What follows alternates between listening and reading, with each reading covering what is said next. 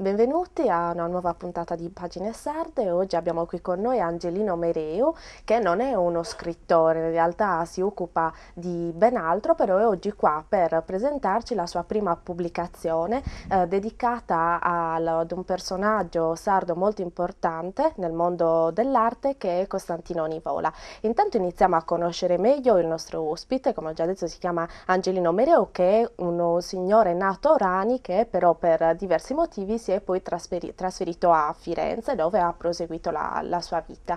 Ecco, conosciamolo meglio. Prego Angelino, ci racconti di lei.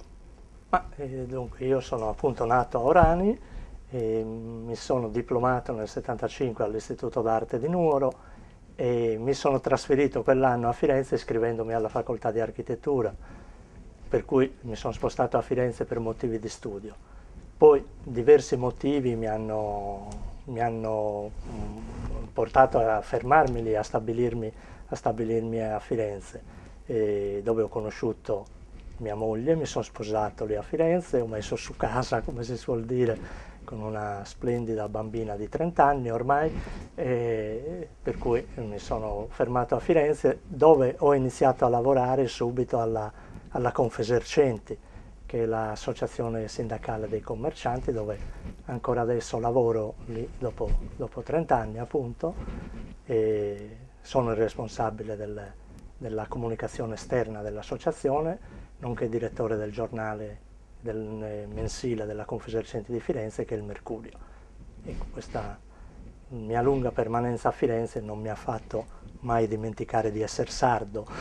È rimasto sempre un appassionato della sua terra d'origine, insomma. Beh, direi più che un appassionato, sono rimasto sardo, ecco, non è una passione, è una cosa, ci si nasce.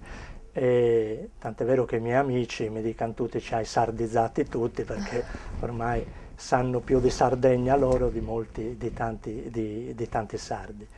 E questa passione poi legata alla passione che è comunque rimasta sempre per quanto riguarda soprattutto la storia dell'arte, gli artisti sardi, la mia formazione dell'Istituto d'Arte è rimasta in questo senso, mi ha portato comunque a continuare sempre i miei studi, le mie passioni, coltivare questa mia ricerca personale per quanto riguarda gli artisti sardi, soprattutto gli artisti sardi del Novecento, tra cui appunto Costantino Nivola, mio illustre compaesano, eh, eh, del quale insomma sono un grande amante, ecco, proprio innamorato di Nivola.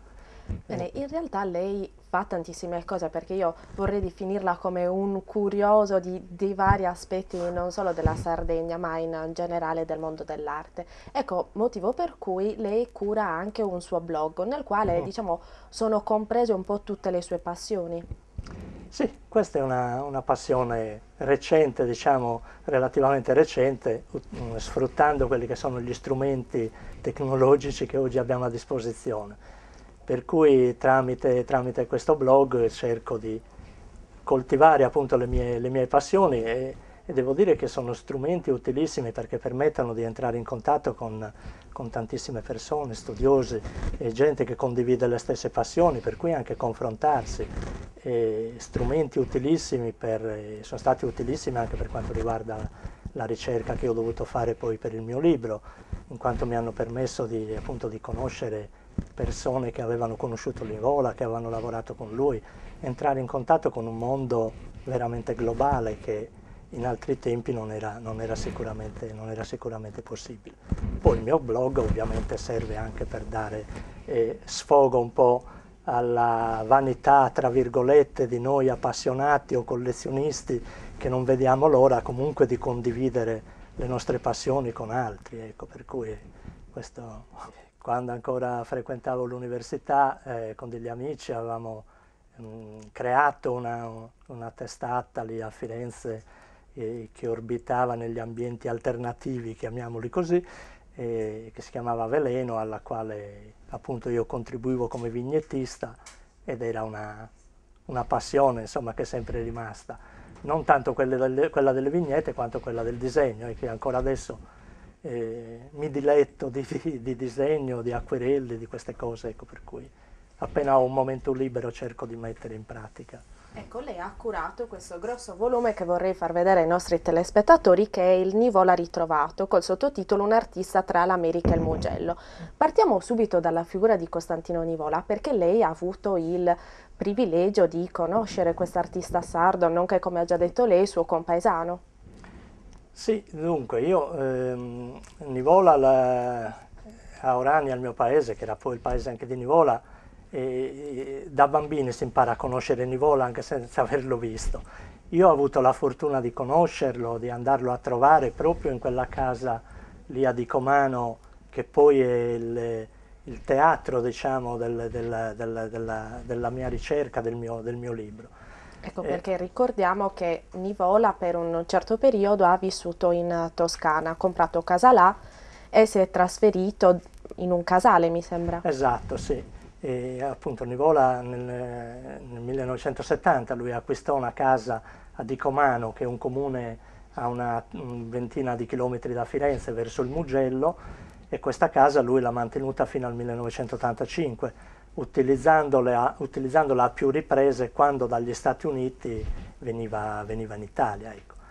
E in una di queste occasioni, di queste sue venute in Italia, lo andai a trovare lì e si passò una giornata memorabile a discutere, a chiacchierare con quest'uomo che era di un'affabilità, di un'accoglienza unica, con chi gli stava simpatico, perché poi da buon sardo aveva anche il suo caratterino deciso con chi non gli stava simpatico, ecco, per cui fu una bella esperienza, ecco, Un questa bell'incontro, certo, che poi sicuramente. insomma ha segnato anche il percorso della sua vita fino ad arrivare a quest'opera. Un volume curato veramente in tutti gli aspetti. Già dal titolo mi sembra che si voglia far capire molto. Il Nivola ritrovato sembra quasi si voglia far capire che non è il solito saggio riferito alla vita di un artista, ma qualcosa di più personalizzato. Sì, infatti è proprio questo il senso del titolo. Ehm, Scrivere un qualcosa legata all'arte o alla figura di Nivola si rischia sempre di andare a ripetere qualcosa di già scritto.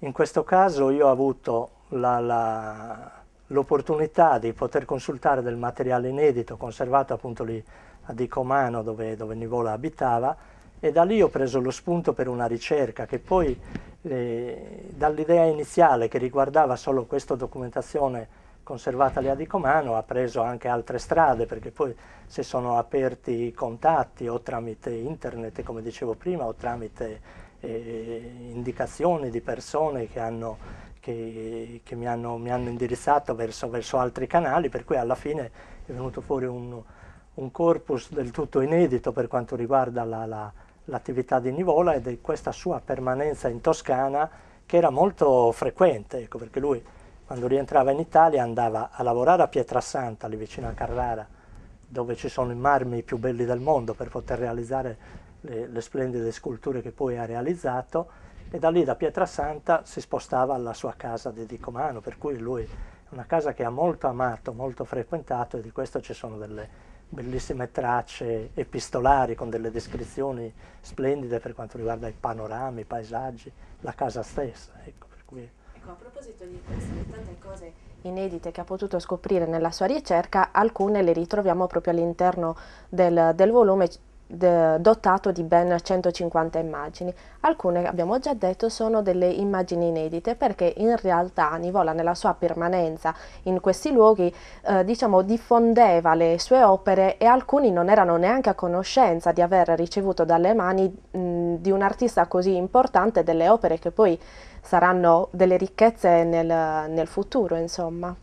No, no, infatti da questo punto di vista è stata tutta una scoperta, perché diverse persone lì a Dicomano che sono entrate in possesso di opere di Nivola, ci tengo a sottolinearlo, tutte opere che Nivola ha regalato personalmente a queste persone, per cui lui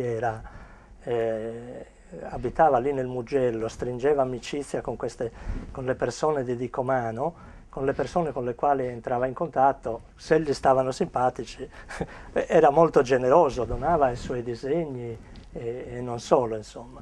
E questa ricerca ha permesso di mettere insieme anche questo, di poter catalogare anche tutte queste opere, poterle fotografare, poterle recensire, diciamo, all'interno del libro. Alcune erano opere conosciute perché magari già utilizzate in mostre nel passato da Nivola, altre proprio opere inedite, realizzate lì nel Mugello, per cui mai viste. Ecco, questa è stata, per quanto mi riguarda, una grossa emozione, perché al momento che le ho viste, proprio da mettersi a sedere nella seggiola perché si rischiava lo svenimento, ed è stata una cosa molto, molto bella, ecco, poter arrivare a risultati di questo tipo, insomma. Certo. Il secondo titolo del libro è Un artista tra l'America e il Mugello, però in realtà nella presentazione del libro si sottolinea il fatto che quest'artista, benché molto amato in Sardegna, in realtà era molto più conosciuto e molto più di fama in America piuttosto che in Italia. Beh, certo, la vita di Nivola, la carriera artistica di Nivola si è svolta in massima parte negli Stati Uniti, dove lui scappò nel 1938 per sfuggire alle leggi razziali, in quanto la moglie di Nivola, Ruth Guggenheim, era ebrea e lui dovette scappare dall'Italia. Andò negli Stati Uniti e agli inizi della sua carriera furono molto duri perché dovette proprio arrangiarsi a fare lavoretti anche banali, per dire, per mantenere la sua attività artistica lui disegnava delle cartoline, illustrava delle cartoline, le faceva a mano e le vendeva per 2-3 centesimi all'ingresso dei grandi magazzini, proprio per mettere insieme la giornata. Poi il fatto che fosse una persona molto attenta al mondo che aveva intorno, alle cose che succedevano, gli ha permesso comunque di emergere nel panorama artistico americano e di diventare uno dei più importanti personaggi per quanto riguarda l'arte statunitense del Novecento. Ecco.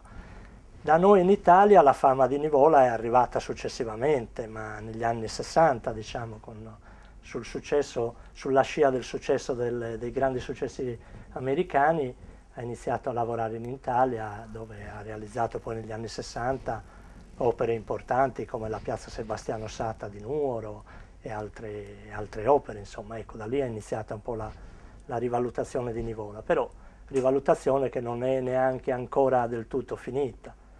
Lì a Orani, paese natale di Nivola, c'è la fondazione, c'è il museo, dovrebbe essere inaugurata ora a luglio la nuova ala del museo, per cui è un altro pezzo nella ricostruzione dell'opera dell'artista e la possibilità di andare a vedere proprio a capire quello che è stato Nivola per l'arte contemporanea. Sicuramente uno dei personaggi più interessanti del panorama artistico del Novecento. Quindi c'è da fare ancora molto perché questo personaggio così importante per la storia sarda e non solo venga ancora negli anni futuri ricordato e apprezzato, insomma. C'è da fare ancora tanto perché Nivola aveva una caratteristica, era un grande lavoratore, nel senso che lui aveva ritmi da operaio, essendo questa la sua formazione, visto che veniva da una famiglia di muratori, anche lui era stato manovale, diciamo, in gioventù. Per cui aveva questo modo di lavorare proprio genetico, diciamo. Lui iniziava alle 8 la mattina, entrava allo studio, finiva alle 5 la sera. In quelle 8 ore di lavoro lui produceva un'infinità di disegni, lavorava sui bozzetti, sulle sculture, eccetera.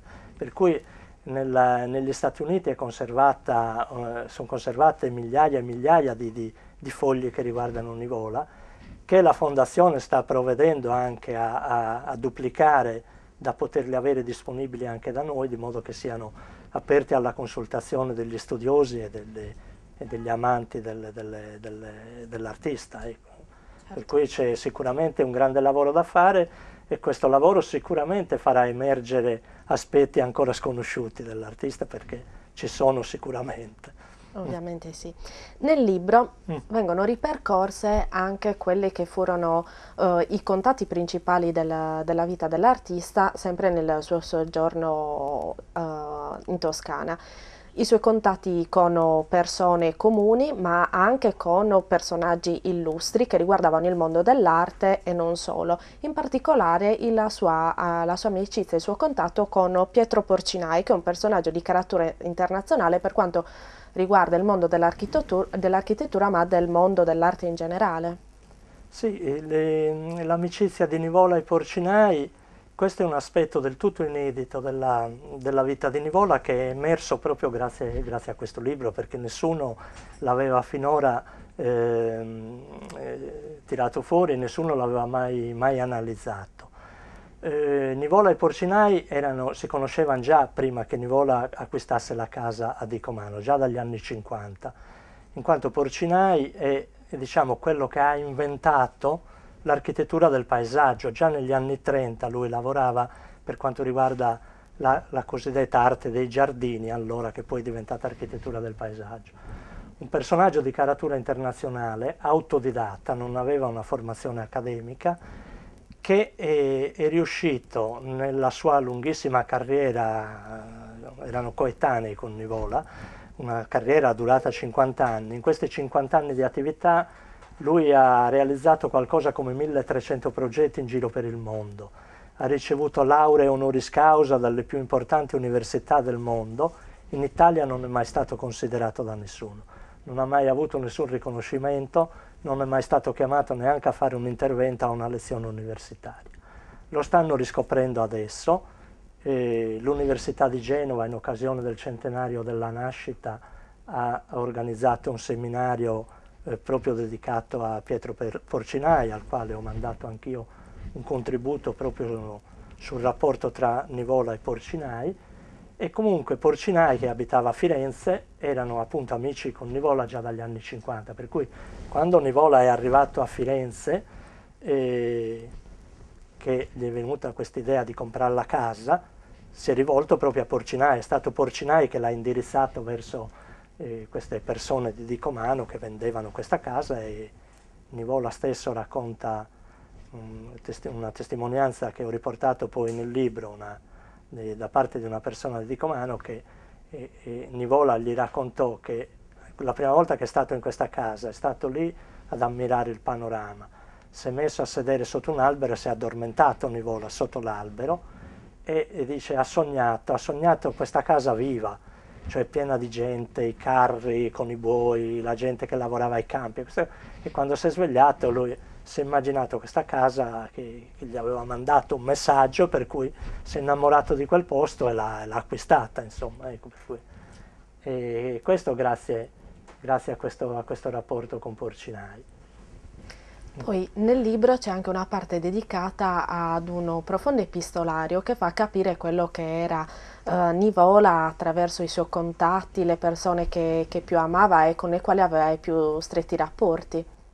Sì, l'epistolario è molto interessante perché evidenzia quello che era il carattere fondamentale di Nivola, che era una persona molto socievole, nel senso che lui amava proprio stringere amicizia, conoscere le persone, era un profondo osservatore lui, anche dei tic delle persone, delle cose metodiche che potevano succedere nei diversi ambienti.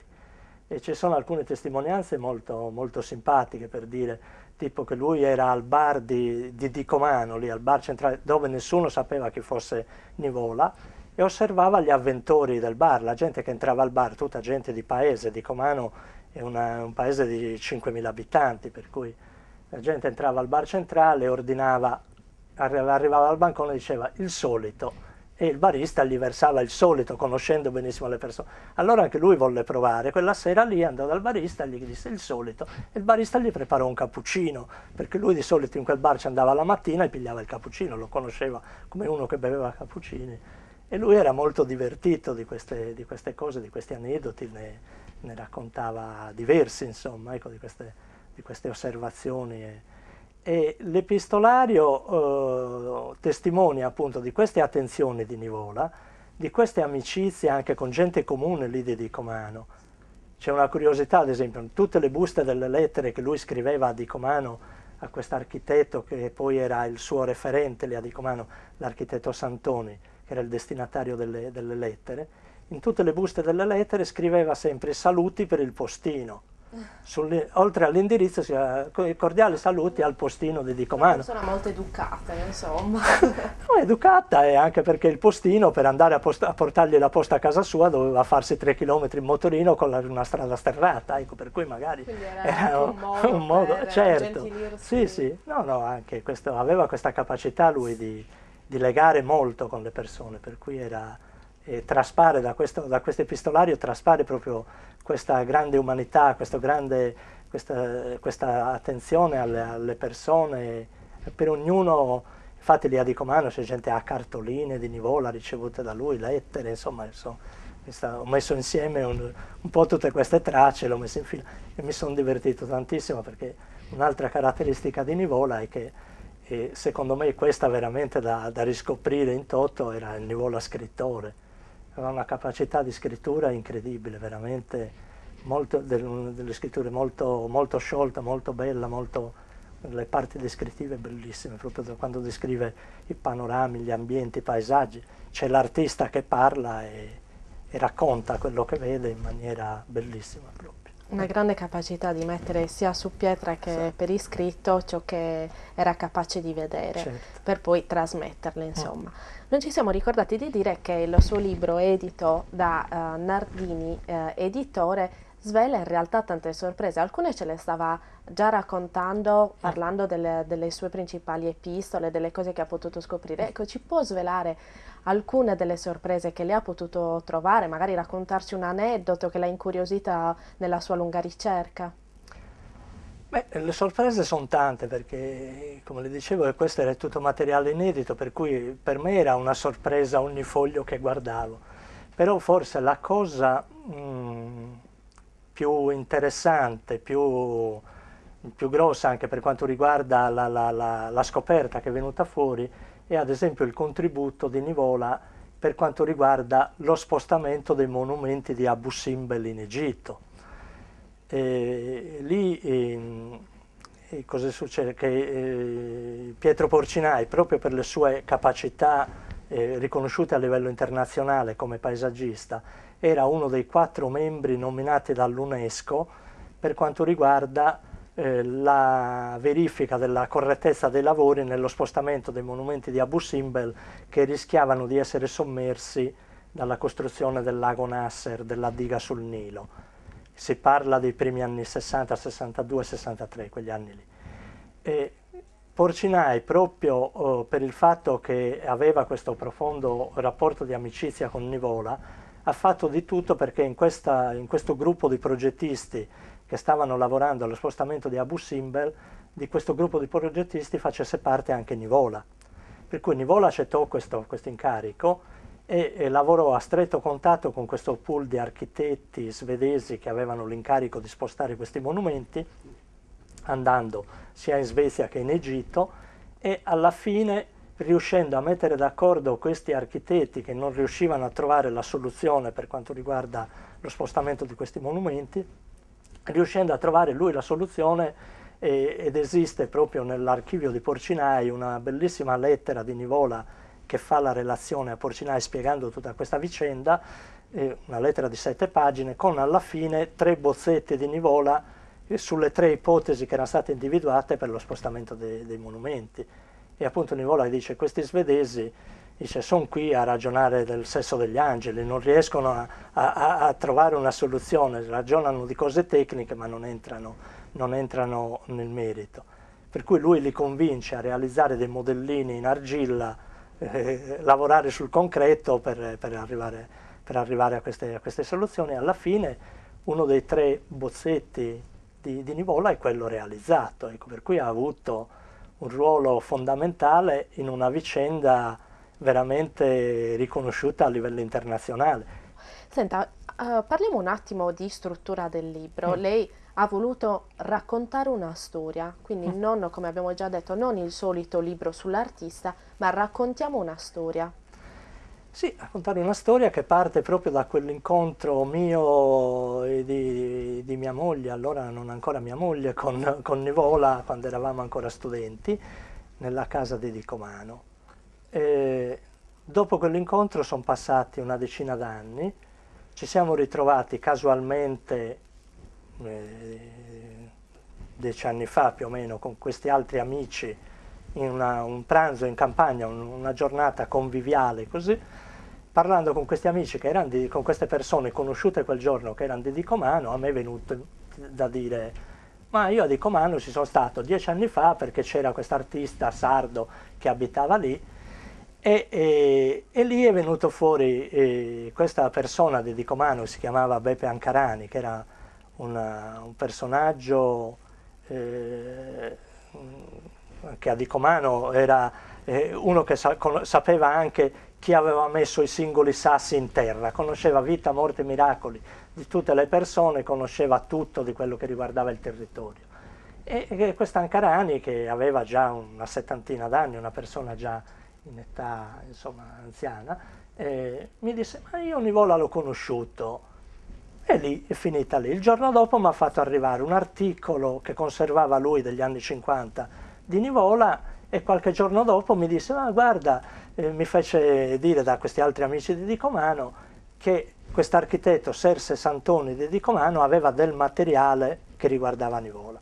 Per cui da lì è iniziata la storia. Io andai da Serse, si consultò questo materiale, che poi erano le lettere che Nivola scriveva a quest'architetto di Dicomano, che era un po' quello che curava gli affari di Nivola quando lui non c'era, gli badava la casa, trovava le persone per lavorargli i terreni, insomma era un po' il referente di Nivola lì a Dicomano.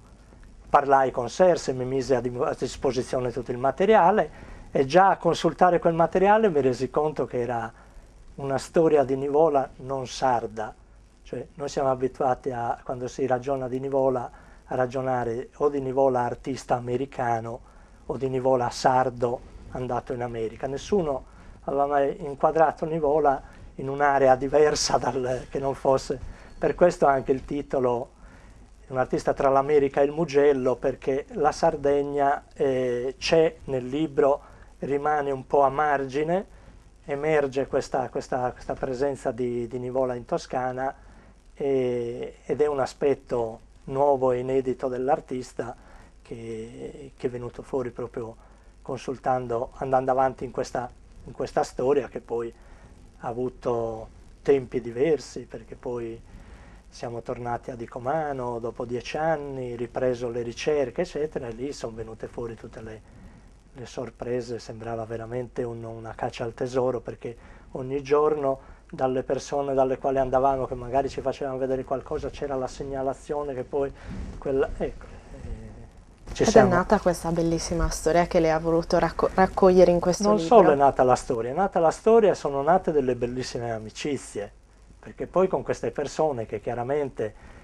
anche quando hanno capito della caratura del personaggio, per dire, c'era una signora che aveva 2 o 3 opere di Nivola, che quando siamo andati lì a chiederle: ma lei si ricorda di Nivola? Ah sì, Costantino, diceva, proprio era, perché Di lei, famiglia, perché quasi. lei lavorava in una trattoria dove Nivola andava a mangiare, e infatti aveva 2 acquerelli dedicati a lei personalmente, un quadro che Nivola gli fece arrivare dagli Stati Uniti quando lei si è sposata, insomma ecco, queste cose. Però per loro era Costantino. Dice sì, uno che girava con una maglietta a righe, sembrava un marinaio, ecco, queste erano le cose, per cui sono venute fuori anche queste cose molto simpatiche, molto divertenti. Certo, sempre a proposito della struttura del libro, lei ha deciso, naturalmente con i suoi editori, di curare il libro sia in italiano che in inglese. Come mai questa scelta?